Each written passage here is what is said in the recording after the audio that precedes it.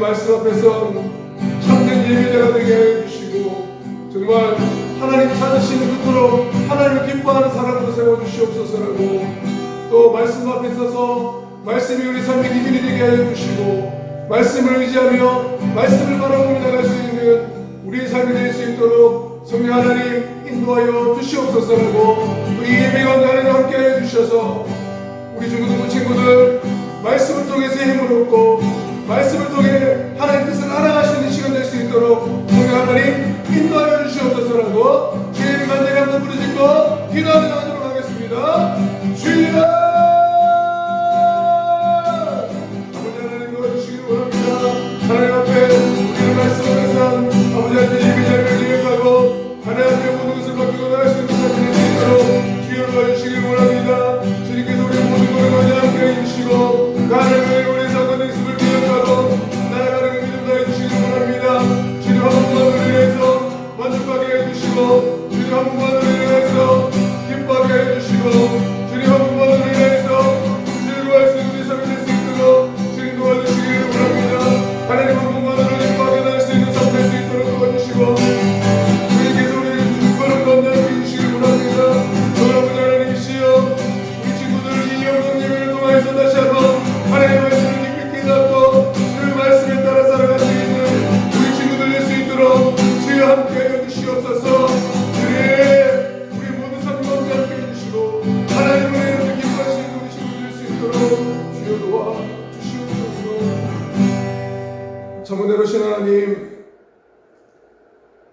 이 영상 예배 가운데 함께 해주시고 우리는 주님 앞에서 주님 말씀 앞에서 주님의 예배자가 되게 하여 주시옵소서. 이 말씀을 통해 다시 한번 새 힘을 얻게 해주시고 이 말씀을 통해 하나님의 뜻을 알게 하여 주시옵소서. 모든 것 감사드리며 우리를 구원하신 예수님의 이름으로 기도드립니다. 아멘. 이 시간에 우리에게 주신 하나님의 말씀은 역대하 35장 1절에서 6절 말씀입니다. 구약성경 706면에 있습니다. 역대하 35장 1절에서 6절 말씀입니다. 다 찾으셨으면 제가 봉독하겠습니다. 요시야가 예루살렘에서 여호와께 유월절을 지켜 첫째 달 14째 날에 유월절 어린 양을 잡으니라.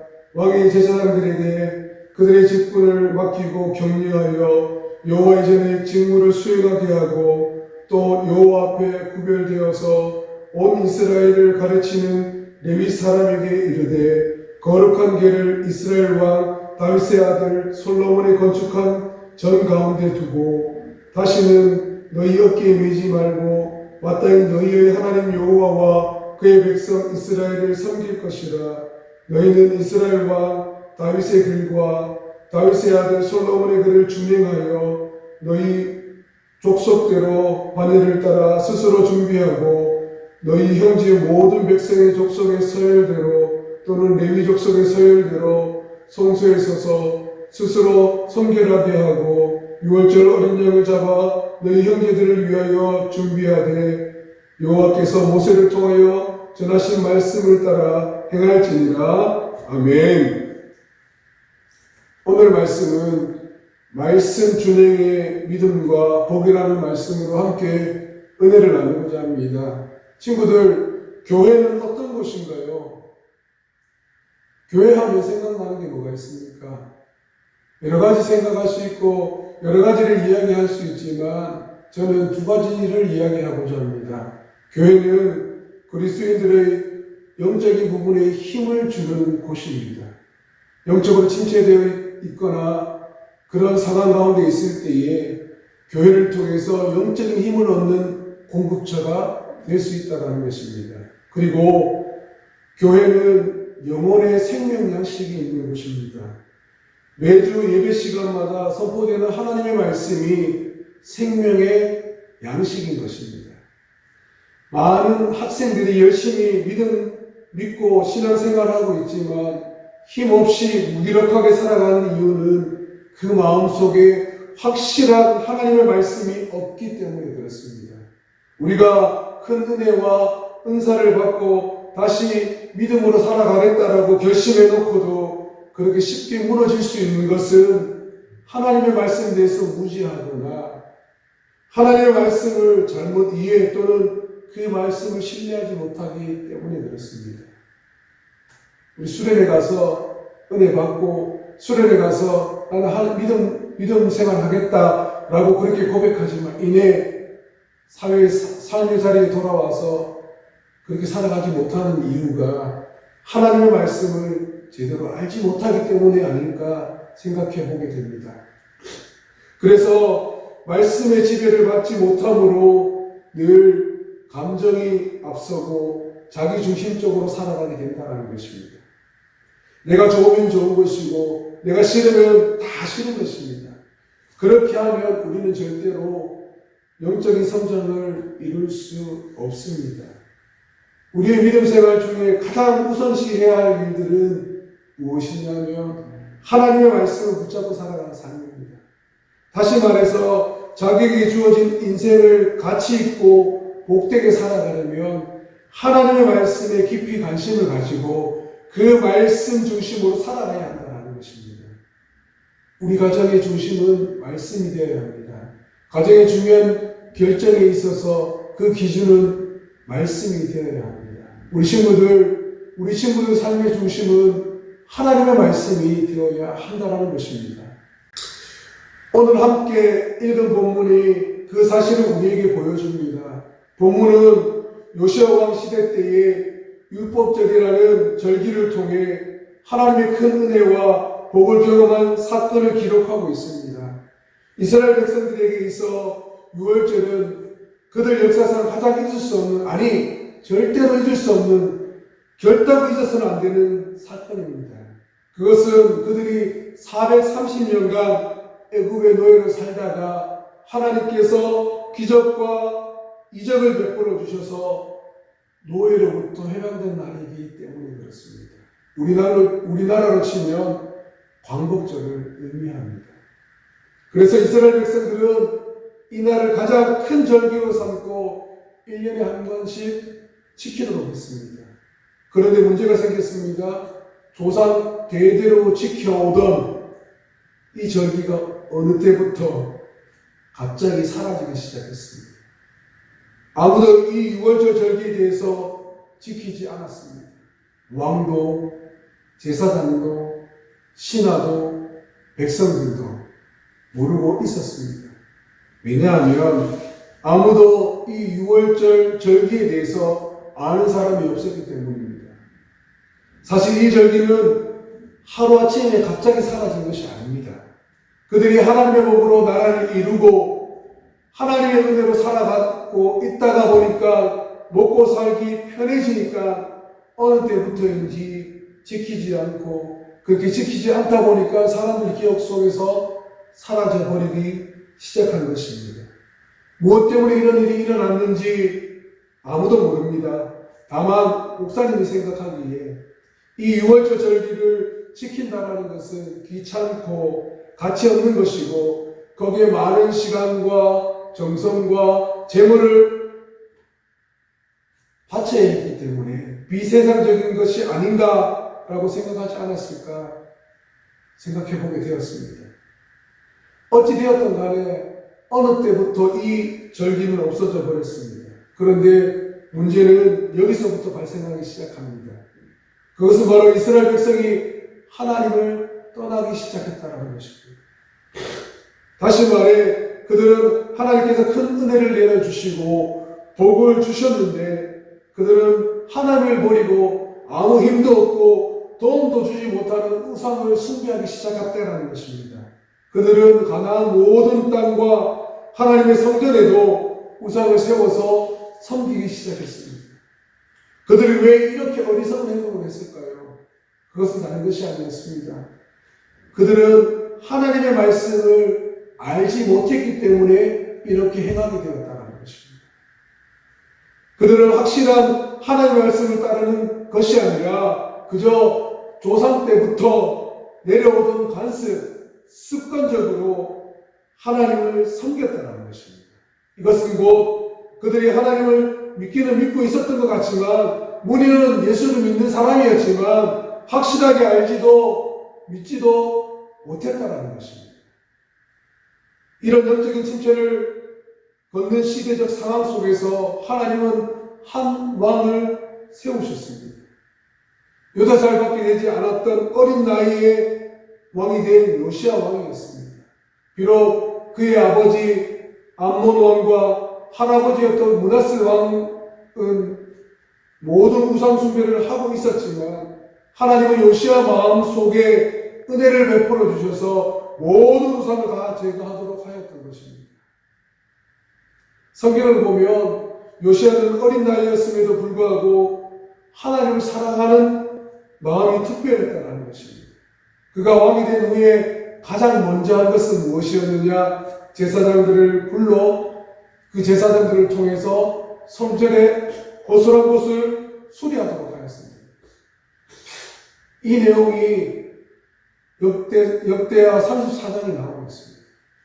요시야 왕은 왕이 되고 난 이후에 가장 먼저 한 것은 다른 것이 아니었습니다. 대신들을 불러서 나는 나라를 이렇게 통치하겠다, 나 경제는 어떻게 하고 이렇게 하겠다라고 이야기한 것이 아니라 요시야 왕이 가장 먼저 한 것이 무엇이었느냐? 성전을 수리하는 것이었습니다. 그런데 성전을 수리하다 보니까 이 성전의 수리를 통하여서 요시야 왕은 놀라운 하나님의 은혜를 경험하게 됩니다. 그것은 성전을 수리하다가 하나님의 말씀인 율법책을 발견하게 됩니다. 잃어버렸던 율법책을 발견한 요시야 왕의 큰 업적이다라고 말할 수도 있습니다. 그러나 거기서 끝나지 않았습니다. 그것이 전부가 아니었습니다. 요시야 왕은 발견한 이 율법책을 읽다가 하나님의 마음이 어떤 것인지 발견하게 되었습니다. 그것은 이스라엘이 하나님의 은혜를 잊어버리고 우상을 섬기는 것이 얼마나 큰 잘못인지를 깨닫고 회개하기 시작했다는 것입니다. 다시 말해 요시야 왕은 모세가 받은 하나님의 율법책을 통해 백성들로 하여금 왜 하나님을 섬겨야 하고 어떻게 하나님을 섬겨야 하는 것인가를 알게 되었다는 것입니다.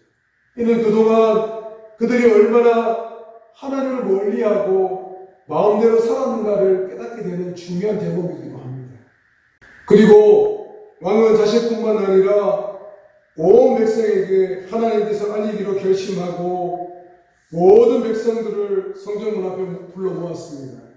그리고 백성에게 이 율법책을 읽어주었습니다. 이 말씀을 들은 백성들의 마음이 하나님께로 향하였는데 왕과 백성들은 하나님 앞에서 이렇게 결단하고 고백하고 새로운 언약을 세우게 되었습니다. 그 내용이 어디 나오느냐? 역대하 34장 31절에 나옵니다. 우리 34장 31절을 함께 합독하도록 하겠습니다. 왕이 자기 처소에 서서 여호와 앞에서 언약을 세우되 마음을 다하고 목숨을 다하여 여호와를 순종하고 그의 계명과 법도와 율례를 지켜 이 책에 기록된 언약의 말씀을 이루리라 하고 아멘. 하나님의 말씀을 듣고 나니까 하나님이 어떠한 분인지 어떻게 섬겨야 하는지 이스라엘 백성들은 새로운 언약을 세우게 되었습니다.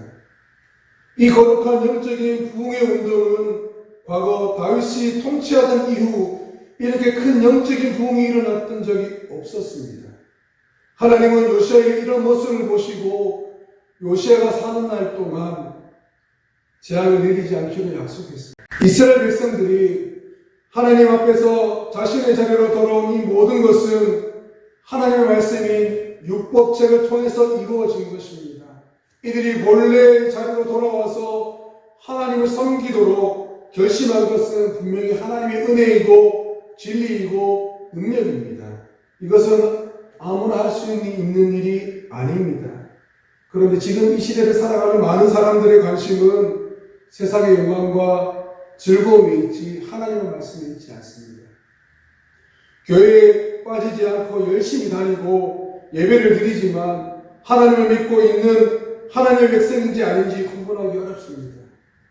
더욱이 이 코로나로 인하여서 예배 자리로 나오지 못하는 이 시대에 사람들이 보든 보지 않든 예배의 자리로 믿음의 백성으로서의 모습으로 살아가고 있는지 구별하기가 더더욱 어렵습니다. 옛날 이스라엘 백성들이 그렇게 할 수 있었던 것은 하나님의 말씀인 율법책에 기록되어 있었고 그것이 발견되지 못하였을 때에는 하나님의 뜻을 잊어버리고 모르고 살았습니다.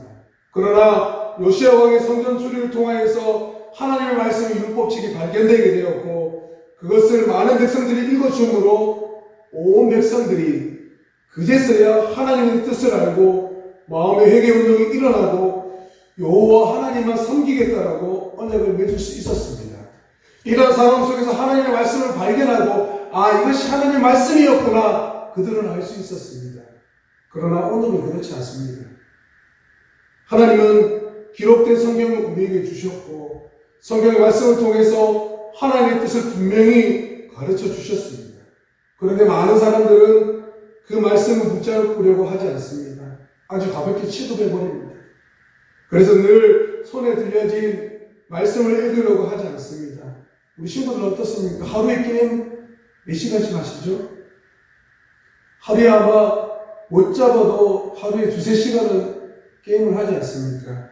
그런데 성경에는 손에 가지 않는 것이 우리의 현실입니다. 성경은 하나님의 말씀이자 우리의 생명 양식입니다. 아니, 눈에 보이지 않는 공기와 동일합니다. 이 공기가 없으면 숨을 쉬지 못하지 않습니까? 하나님의 말씀도 동일합니다. 영적인 생명 양식입니다. 이 말씀을 먹지 않으면 우리의 영혼은 서서히 죽을 수밖에 없습니다. 그런데 지금 우리들은 성경 말씀에 얼마나 무관심한지 모릅니다. 하나님 말씀에 관심을 갖는 사람들은 그렇게 많지 않습니다. 지금 믿음의 삶에 힘이 없는 것은 하나님의 말씀이 우리의 마음과 영혼 속에 풍성하지 못하기 때문에 그렇습니다. 그래서 열심히 교회에 나와도 기쁨이 없고 최선을 다해 섬겨도 봉사를 해도 만족함이 없는 것입니다. 이는 결국 나를 향하신 하나님의 선하신 뜻이 무엇인지 확실하게 붙잡지 못하기 때문에 오는 결과입니다. 오늘 우리에게는 하나님의 능력이 필요합니다. 그러기 위해서는 가장 먼저 하나님의 말씀 안에 거하는 것이 중요합니다. 빌립보서 4장 13절 말씀, 내게 능력 주시는 자 안에서 내가 모든 것을 할 수 있느니라. 아멘. 나는 아무것도 할 수 없지만 부족한 사람이지만 주님이 함께 하시고 주님이 능력 주시면 모든 것을 할 수 있다는 믿음입니다. 그 능력에 하나님을 의지하여 이 어려운 시기를 잘 이겨나갈 수 있는 우리 중고등부 친구들 다 될 수 있으시기를 간절히 축복합니다. 우리는 말씀을 통해서 나를 향하신 하나님의 계획하심과 뜻이 무엇인지 알아야 합니다. 그리고 지금 역사 안에서 진행하고 계시는 하나님의 일들을 알아야 합니다. 그럴 때 우리는 그 하나님의 선하신 일에 충성할 수 있고 우리의 모든 믿음과 성령의 삶이 하나님의 기뻐하심이라는 사실을 깨닫고 확신할 수 있는 것입니다. 우리 친구들 모두 하나님의 말씀을 붙잡고 능력 있는 그리스도인으로 살아갈 수 있으시길 바랍니다. 참 진리를 깨닫고 하나님의 능력을 경험하는 은혜가 여러분의 삶 속에 나타날 수 있으시기를 간절히 축복합니다. 그러기 위해서는 먼저 하나님의 말씀을 읽고 들어야 합니다. 하나님이 성경 속에서 무슨 말씀을 하고 계시는지 알아야 합니다. 성경에서 말씀하시는 그 하나님의 음성을 들을 수 있는 오늘부터 매일 하루에 3장 정도를 성경을 읽으면서 하나님의 뜻을 발견할 수 있는 우리 친구들의 모든 삶들이 될 수 있으시기를 간절히 축복합니다. 아멘. 기도하겠습니다.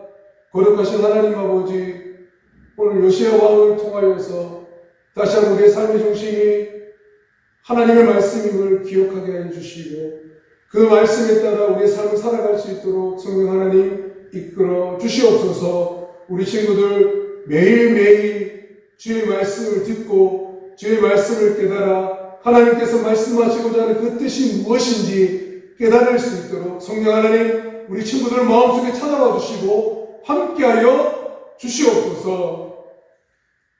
지금은 우리 주 예수 그리스도의 은혜와 하나님 아버지의 극진하신 사랑하심과 성령님의 감화 감동 교통 위로 역사하심이 하나님의 말씀으로 살아가기를 다짐하는 머리 숙인 하나님의 백성들의 모든 삶 가운데 이제부터 영원토록 함께 하시기를 간절히 축원하옵나이다. 아멘.